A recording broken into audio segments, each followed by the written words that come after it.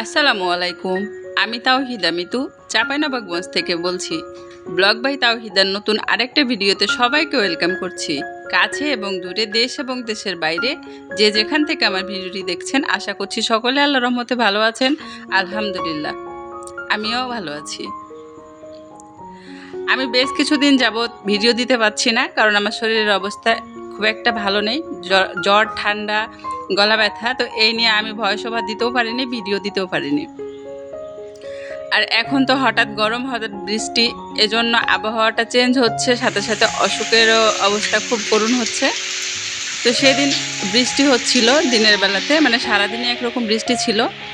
তো সেই বৃষ্টি দেখে আমাদের মনে হলো যে রাত্রেবেলা আমরা হাঁস দিয়ে একটা পিকনিক করি আমাদের বাসার ছাদের উপরে। আর সে সময় তো মুশফিক ছিল, আমাদের বাসায় এসেছিল।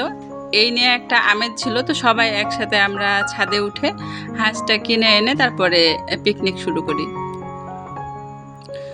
খুব ছোট আকারে ছিল, কারণ আমাদের বাসার যে সদস্যগুলো সেগুলো নিয়ে আমরা সবাই মিলে পিকনিক করেছি, কিন্তু খুবই মজা হয়েছিল।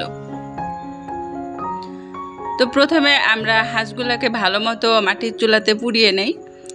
আর সবাই তো জানেন মাটির চুলার রান্নার মজাই আলাদা, সাথে তো থাকছে পাটায় বাটা মশলা, তার তো কোনো কথাই নেই। তো প্রথমে আমি চুলাটা জ্বালিয়ে তারপরে হাঁসগুলো এক এক করে পুড়িয়ে নিচ্ছিলাম। 2টা হাঁস ছিল, সাথে একটা মুরগি ছিল, কারণ আম্মা তো হাঁস খায় না, তো আম্মার জন্যই মুরগিটা আনা হয়েছিল।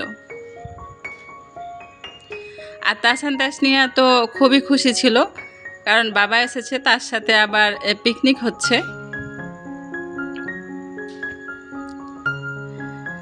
এই যে দেখেন পিকনিকের একটা আমেজ, সবাই পেঁয়াজ রসুন, মানে নিতু রসুন ছিল, সাথে ঋতু পেঁয়াজ ছিলেছে। তাসানের বাবা হাঁসগুলা ছিলে দিচ্ছিল, মানে পরিষ্কার করে দিচ্ছিল। তো এই নিয়ে খুবই মজা লাগছিল, কারণ যে কোনো কাজ সবাই মিলে একসাথে করলে খুবই ভালো লাগে, একটা আনন্দমুখর পরিবেশ তৈরি হয়।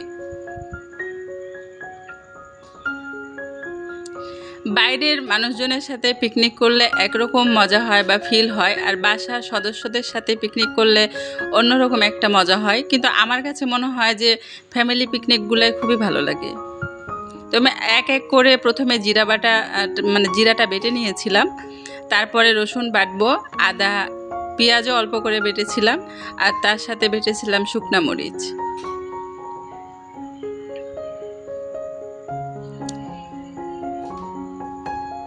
আমি যেহেতু অনেক দিন পরে ভিডিওটা আপলোড করছি, তো আপনারা প্লিজ ভুলে যাবেন না, আমার ভিডিওটা দেখবেন আর শেয়ার করে দেবেন।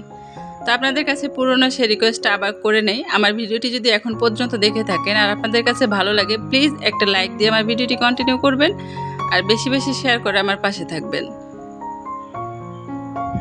আপনি যদি ইউটিউব থেকে আমার ভিডিওটি দেখে থাকেন, চাইলে আমার চ্যানেলটা সাবস্ক্রাইব করতে পারেন। আর আপনি যদি ফেসবুক থেকে আমার ভিডিওটি দেখে থাকেন, চাইলে আমার পেজটাতে ফলো দিতে পারেন। আর আপনি যদি অলরেডি এই কাজটি করে থাকেন, আপনাকে অসংখ্য ধন্যবাদ।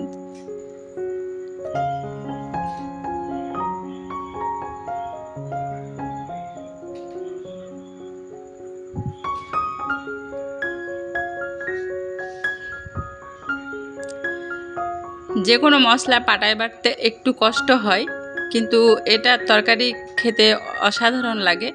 মানে এটা অনেক টেস্টি হয় আর খুব আঠালো হয়, এটার যে গ্রেভিটা অনেক আঠালো হয়। তো এর সাথে আমি সব মশলাগুলো বেটে নিচ্ছিলাম, কিন্তু সব থেকে বেশি ভয় লাগছিল যখন আমি শুকনা মরিচটা বাটছিলাম।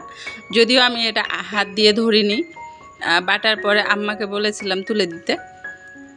তো তারপরে এক এক করে হাঁসগুলা পরিষ্কার করে নিয়েছিল ঋতু আর ঋতুর ভাইয়া। তারপরে আমি হাঁসগুলা কাটতে বসে যাই,